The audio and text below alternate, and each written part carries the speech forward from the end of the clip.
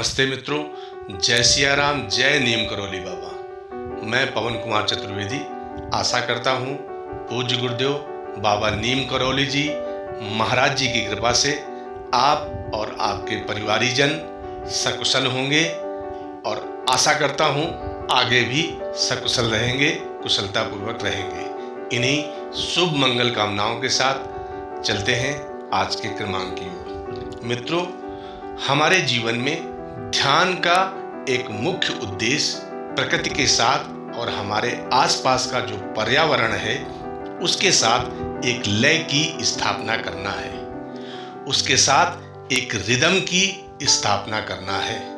प्रकृति में हमारे आसपास जो कुछ भी है, जैसे जलवायु है, औषधियाँ हैं, वनस्पतियाँ हैं, धरती है, आकाश है, उनके साथ एक संतुलन को, एक संगीत को, एक समरसता को, एक समस्वरता को स्थापित करना ध्यान का एक लक्ष्य है। अगर हम ध्यान से देखें तो हमारे अपने जीवन में एक लय है और यदि वह लय न हो तो जीवन में सौंदर्य नहीं निखरता है, जीवन में एक प्रकार की खुशी का आगमन नहीं होता है, जिससे जीवन अधूरा अधूरा सा लगता है।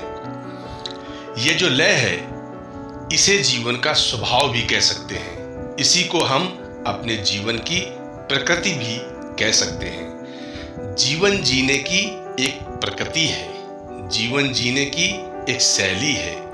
मित्रों, यदि जीवन की वह शैली, वह प्रकृति या जीवन जीने का वह तरीका बिगड़ जाता है तो फिर जीवन में विकृति आने लग जाती है। जीवन शैली बिगड़ जाती है तो रोग शरीर व मन में आने लगते हैं और चिंतन शैली बिगड़ जाती है तो शोक आने लगता है। जैसे संगीत के अंदर ध्वनि में जब लय की स्थापना होती है और उसमें सुर जैसा निकलता है तो संगीत सुरीला होता है और तब उसमें एक खूबसूरती आती है। मित्रों, यदि स्वर लिपि हो और उसमें एक तारतम्य हो, आपस में एक समरसता हो, एक समस्वरता हो, तो फिर जो संगीत निकल करके आता है यह सुनने लायक होता है और वह बड़ा आनंददायक होता है। यदि वो लय बिगड़ जाए तो वह शोरगुल जैसा प्रतीत होता है। यदि कोई कुछ भी हारमोनियम पर बजाने लगे, यदि कोई कुछ भी ढोल के ऊपर बजाने लगे और उसके बीच में कोई लय न हो, कोई लिपि न हो, तो फिर वह अजीब सी आवाज हो जाती है, उसको सुनना अजीब सा लगता है। शोरगुल जो है वह ध्वनि की विकृति का नाम है, वही ध्वनि प्रदूषण भी है। पर वही ध्वनि यदि लयबद्ध हो जाए तो संगीत बन जाती है।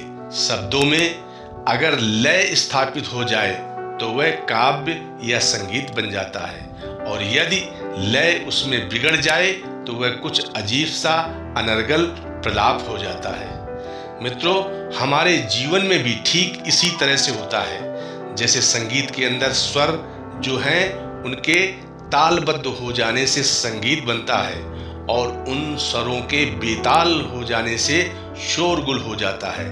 ठीक उसी तरह से मनुष्य के जीवन में भी लय के भिन्न भिन्न तल हैं, भिन्न भिन्न स्वर हैं, हमारी भी भिन्न भिन्न तरह की प्रकृतियां हैं। जैसे एक हमारी जैविक प्रकृति है, हमारा बायोलॉजिकल नेचर है, इसमें हमारे जीवन की विभिन्न क्रियाएं चलती हैं। हमारी जो फिजियोलॉजी है वह जैविक प्रकृति की लय के कारण चलती है। मित्रों, जैसे हमारी पल्स चल रही है तो पल्स की अपनी गति है, पल्स तेज हो जाए तो दिक्कत आ जाएगी और पल्स धीरे हो जाए तो दिक्कत आ जाएगी। उसकी अपनी एक गति है, उसकी अपनी एक लय है, उसकी अपनी एक रिदम है।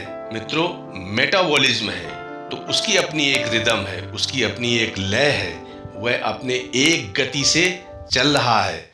मेटाबॉलिज्म ज़्यादा होने लग जाए तो दिक्कत है, कम होने लग जाए तो दिक्कत है। बॉडी का टेम्परेचर है, उसकी अपनी एक रिदम है, उसकी अपनी एक लय है। यदि ज़्यादा हो जाए तो फीवर हो जाएगा, कम हो जाए तो हाइपोथर्मिया हो जाएगा। ब्लड प्रेशर है तो उसकी भी अपनी एक रिदम है, वह बढ़ जाएगा तो हाई ब्लड प्रेशर हो जाएगा और कम हो जाएगा तो लो ब्लड प्रेशर हो जाएगा। मित्रों, ये सब के सब जो हैं उनके अंदर अपनी एक लय है, एक रिदम है।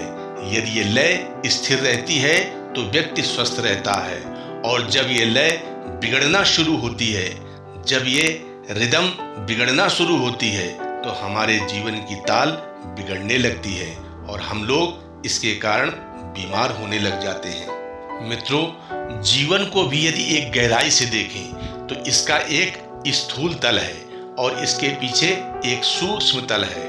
वो जो सूक्ष्म तल है वो स्थूल की तरह दिखाई नहीं पड़ता है, लेकिन उसके पीछे भी एक और तल है जो प्राणों का है, जहाँ पर प्राणों की अपनी लय है, प्राणों का अपना संगीत है, प्राणों की अपनी एक लयबद्धता है।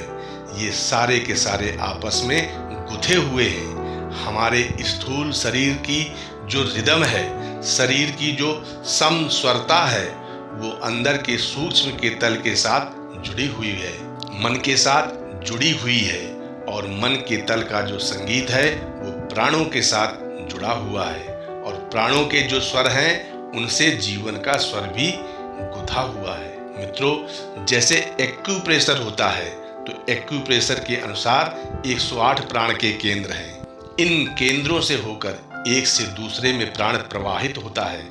यदि ये प्राण प्रवाह मंद पड़ने लग जाए, यदि इसके अंदर गतिरोध आ जाए तो दिक्कत आने लग जाती है। जैसे बहती हुई नाली के बहाव में कहीं अवरोध है तो उसके अंदर कई तरह की समस्याएं उत्पन्न होती हैं। इसी तरह से प्राण प्रवाह भी अपना कार्य करता है। एक्यूप्रेशर में कहते हैं कि इनमें भी यदि एक के अंदर प्राण प्रवाह मंद होता है, अवरुद्ध होता है, तो दूसरी चीजों को वह प्रवाहित करने लगता है। इसीलिए जिन्होंने भी एक्यूप्रेशर, एक्यूपंक्चर खोजा है वो पहले प्राण प्रवाह को चिन्हित करते हैं, वहाँ पर कुछ दबाव डालते हैं, वहाँ पर कुछ क्रिया करते हैं, ताकि वहाँ जो प्राण परिपथ का प्रभाव है वह फिर से सुचारू रूप से चालू हो जाए। मित्रों, इस प्राण में फिर एक सूक्ष्म तत्व और घुला हुआ है, और वह जो सूक्ष्म तत्व है वो हमारे मन का है, विचारों का है, हमारी कल्पना का है, हमारी भावना का है। यदि उसमें कहीं विक्षोभ आ जाए, यदि उसमें कहीं कोई दिक्कत आ जाए तो फिर पूरे शरीर के अंदर, व्यक्तित्व के अंदर दिक्कतें आनी शुरू हो जाती हैं। ऐसे ही देह से मन और मन से प्राण जुड़ा हुआ है। यदि हम एक को प्रभावित करते हैं तो दूसरा सहजता से, आसानी से प्रभावित होने लगता है। इस तरह शरीर है, मन है, प्राण है, ये तीनों के तीनों तल अपनी एक लयबद्धता से चल रहे हैं। यदि इस लयबद्धता के बीच में किसी तरह का असंतुलन होता है तो फिर इसके अंदर व्यतिक्रम आना शुरू होता है, और इस व्यतिक्रम के कारण अलग अलग तल पर अलग अलग तरह की दुर्घटनाएं घटती हैं। मित्रों, ध्यान का जो उद्देश्य है वो इस विकार को, यानी यह जो लयबद्धता में व्यतिक्रम आया है उसको फिर से स्थापित करना है। ध्यान से हम असंतुलन को संतुलित करते हैं, इसको फिर से एक लय प्रदान करते हैं। यही ध्यान का उद्देश्य है। मित्रों, आज का क्रमांक कैसा लगा कमेंट करके अवश्य बताएं। यदि वीडियो अच्छा लगा हो तो उसे लाइक और शेयर अवश्य कर दें। मिलते हैं अगले क्रमांक में, तब तक के लिए नमस्ते मित्रों। जय सिया राम, जय नीम करौली बाबा।